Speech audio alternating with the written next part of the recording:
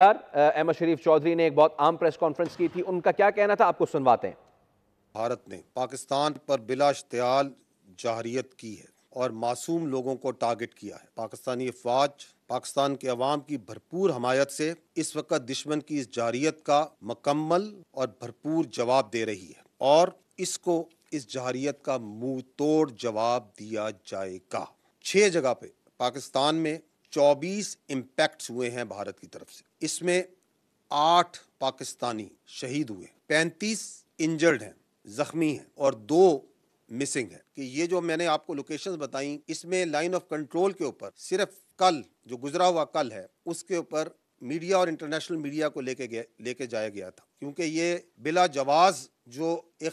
الزامات لگائے جاتے تھے ان کے سامنے وہاں پہ کھول کے رکھے گئے۔ اور آج صبح میڈیا باشمول انٹرنیشنل میڈیا نے مرید کے اور بہاولپور میں جانا تھا، جس کا اعلان کل شام کو دیا گیا تھا، اور آج دن ہونے پہ میڈیا کو اور انٹرنیشنل میڈیا کو ان تمام لوکیشن، ان تمام مقامات پہ جہاں پہ معصوم پاکستانیوں کا، معصوم جانوں کا نقصان کیا گیا، بچوں کو، عورتوں کو بربریت کا نشانہ بنایا گیا، لے جایا جائے گا تاکہ بھارت کی اس جارحیت، اس ننگی جارحیت کو تمام دنیا دیکھے۔